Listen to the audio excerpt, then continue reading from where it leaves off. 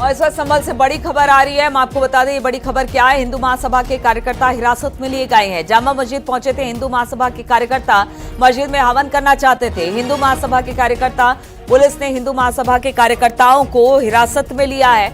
तो देखिए, अमन चैन बिगाड़ने की कोशिश वहां पर हो रही थी।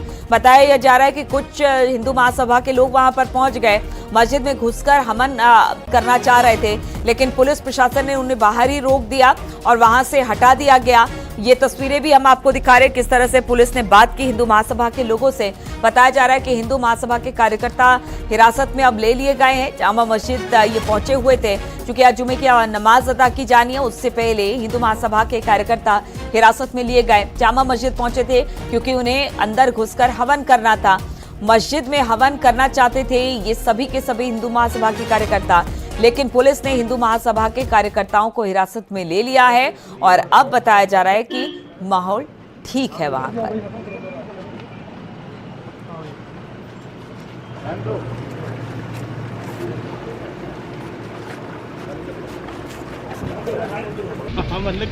हिंदू महासभा के जो कार्यकर्ता थे वो पहुंचे थे जामा मस्जिद, और देखिए लगातार पुलिस कोशिश कर रही है, अमन शांति बनाए रखने की कोशिश संभल में चल रही है। अब तक हमने जितने नमाज देखे बड़े अच्छे तरीके से और बड़े बड़े मसले वहां पर पुलिस प्रशासन ने निपटाए हैं। आज वक्फ संशोधन बिल पास होने के बाद पहला जुमा था, इसलिए एहतियात के तौर पर वहां पर फ्लैग मार्च भी हुआ। जो पीस कमेटी के मेंबर है उनके साथ भी बात हुई।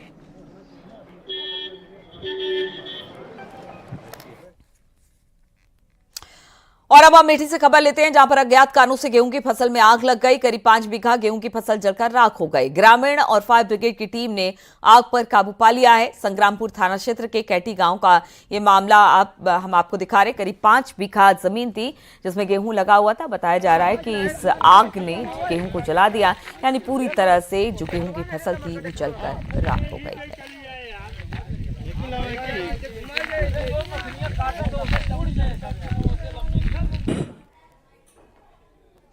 मेरठ में जुमे की नमाज सकुशल संपन्न हुई है। शहर को 4 जोन और 32 सेक्टर में बांटा गया था। संवेदनशील इलाकों में ड्रोन के जरिए निगरानी की जा रही है।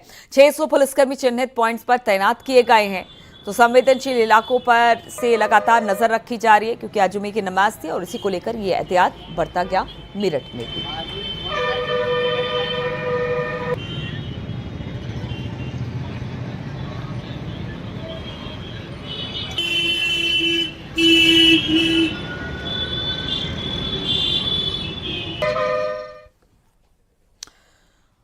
वक्फ बिल पास होने के बाद आज जुमे की नमाज को लेकर कानपुर में भी सुरक्षा बेहद सख्त दिखाई दी। मुस्लिम क्षेत्रों में डीसीपी, एसीपी और पुलिस कमिश्नर लगातार निरीक्षण कर रहे हैं। इसके अलावा सीसीटीवी के माध्यम से कंट्रोल रूम से लगातार नजर रखी जा रही है।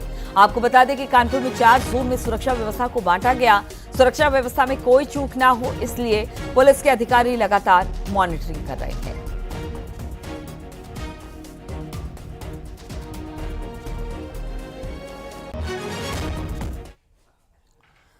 और राम जन्मोत्सव को लेकर संग्राम नगरी में धूमधाम के साथ तैयारी चल रही है। आज पहली बार रामनवमी को लेकर जिला प्रशासन की तरफ से पोस्टर जारी कर दिया गया। अयोध्या के मठ मंदिर और प्रत्येक घरों में धार्मिक अनुष्ठान चल रहे हैं। भगवान राम के जन्मोत्सव को ऐतिहासिक बनाने के लिए जिला प्रशासन तैयारी में जुटा है। ड्रोन कैमरे से जल का छिड़काव राम भक्तों पर किया जाएगा।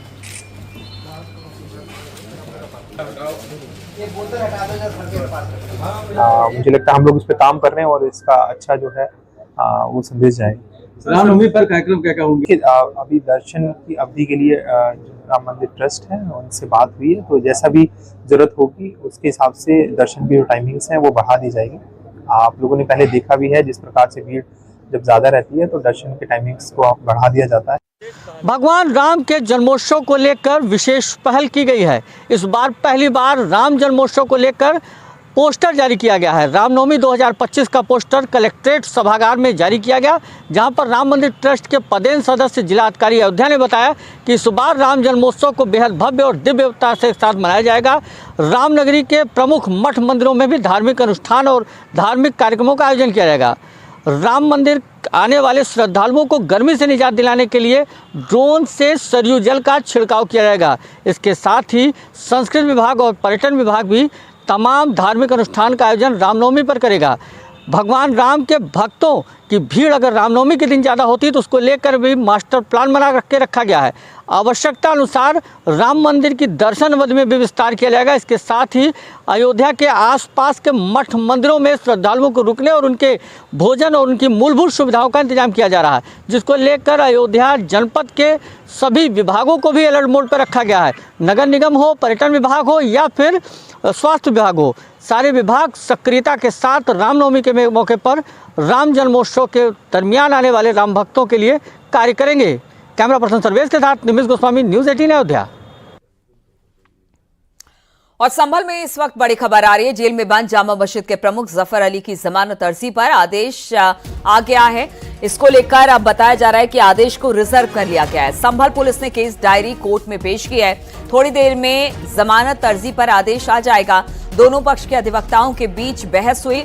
सूत्रों के हवाले से इस तरह की खबर मिल रही है। संभल के चंदौसी कोर्ट के बाहर सुरक्षा के कड़े इंतजाम कर लिए गए हैं। तो इस वक्त की बड़ी खबर हम आपको बता रहे हैं। जेल में बंद जामा मस्जिद के प्रमुख जफर अली की जमानत अर्जी पर आदेश को रिजर्व रखा गया है। संभल पुलिस ने केस डायरी कोर्ट में पेश कर दी थी।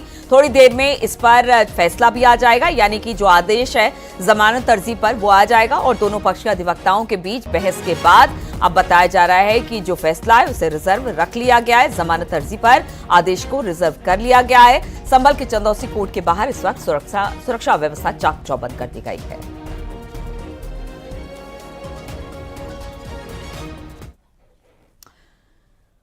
और सूबे में आग लगने की घटनाएं थम नहीं रही है। हम आपको दो जगहों की तस्वीरें दिखाते हैं। ये तस्वीरें हरदोई और प्रतापगढ़ की। हरदोई के बिलग्राम कोतवाली क्षेत्र में 14 मकानों में आग लग गई। शॉर्ट सर्किट की वजह से यह हादसा हुआ। इस घटना में एक युवक झुलसा और लाखों की संपत्ति जलकर खाक हो गई। उधर प्रतापगढ़ में संदिग्ध हालत में एक घर में भीषण आग लग गई। इस घटना में घर में रखा सारा सामान जलकर खाक हो गया और छप्पर के नीचे खड़ी बाइक भी जली है। घटना की जानकारी मिलने पर पुलिस मौके पर पहुंची। दमकल की गाड़ियों ने किसी तरह से आग पर काबू पाया।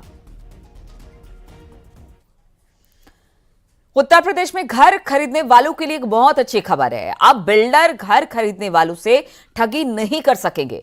यूपी रेरा ने होम बायर्स को ठगी से बचाने के लिए नई पहल की है।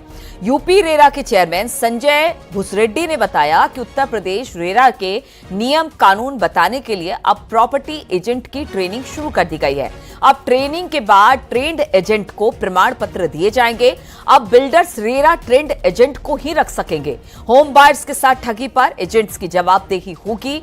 यूपी रेरा ने कहा है कि होम बायर्स के साथ ठगी होने पर अब एक एजेंट बिल्डर दोनों पर कड़ी कार्रवाई होगी।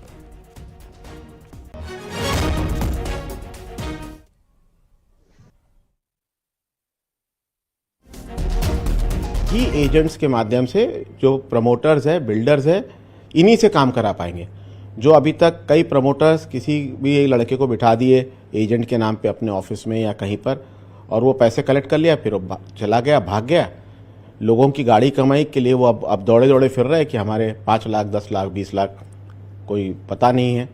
प्रमोटर डिनाई कर रहा है। तो ये सब चीज़ों को रोकने के लिए कि जो होम बायर है वो बहुत अपने आप को ठगा महसूस करता है, तो उसको एक इंस्टीट्यूशनल सपोर्ट बैकअप देने के लिए ये एक नई व्यवस्था की गई है।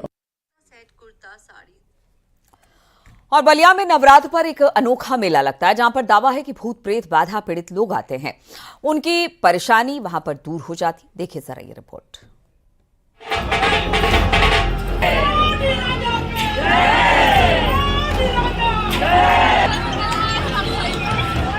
आधुनिकता के दौर में अभी भी गांव कस्बों में कई पुरानी परंपराएं चलती आई हैं। कई लोग इसे अंधविश्वास का नाम देते हैं तो कोई इसे आस्था से जोड़ता है। बलिया के मनियर कस्बे में नवका बाबा मंदिर में हर साल नवरात्र पर भक्तों का जमावड़ा लगता है और इस तरह के दृश्य यहाँ अक्सर दिखते हैं। नवका बाबा मंदिर में नवरात्र के 9 दिनों में एक अनोखा मेला लगता है। दावा है कि इस मेले में बड़ी संख्या में वो लोग आते हैं जो भूत प्रेत बाधा से पीड़ित होते हैं या फिर उनकी कोई दूसरी समस्या होती है। यूपी में दूर दूर से यहाँ लोग आते हैं। लोगों का दावा है कि यहाँ आकर उनके कष्ट मिट जाते हैं। यूपी ही नहीं, बिहार, झारखंड और छत्तीसगढ़ से भी लोग यहाँ पहुँचते हैं। दावा है कि प्रेत बाधा के अलावा चर्म रोग से पीड़ित भी बाबा के दरबार में हाजिरी लगाते हैं। वहीं जिन्हें संतान सुख की प्राप्ति नहीं हुई हो वो भी यहाँ पहुँचते हैं। बाधा है, किसी का वंश नहीं चल रहा है, किसी का रोजी रोजगार में बढ़ोतरी नहीं हो रहा है किसी वजह से, तो हर प्रकार के लोग आते हैं। ये नहीं है कि केवल रेते वाले बाधा वाले नहीं आते हैं, सारे लोग आते हैं तो स्नान करते हैं, बाबा के यहाँ अपना दरखास्त लगाते हैं, लगाने के बाद जो है जखाड़ का पूजा पाठ करते हैं। लोगों की मान्यता है कि नवका बाबा का ये मंदिर अपनी परंपरा और चमत्कारिक शक्तियों के लिए जाना जाता है। ऐसी भी मान्यता है कि मंदिर का प्रसाद पाने भर से ही लोगों की समस्या का समाधान हो जाता है और बिना किसी शुल्क के इलाज होता है। कम से कम 65 लोग आए हैं। 100 लोग से दो लोग बुलाती है हर साल कोरोना चाहिए तो में ऊपर हो जाना पूर्णवासी लोग आते हैं हम लोग। फिर पूर्णवासी के आ सके हमारे कोनो गारंटी है, जब हमारा आदमी हमारे साथ दिया तब हम लेकर चल जाते। मंदिर के पुजारी का कहना है कि लोग बड़ी उम्मीद के साथ यहाँ आते हैं, जिसकी मनोकामना पूरी हो जाती है वो दोबारा बाबा के दरबार में हाजिरी लगाने आते हैं। Bureau report, news 18।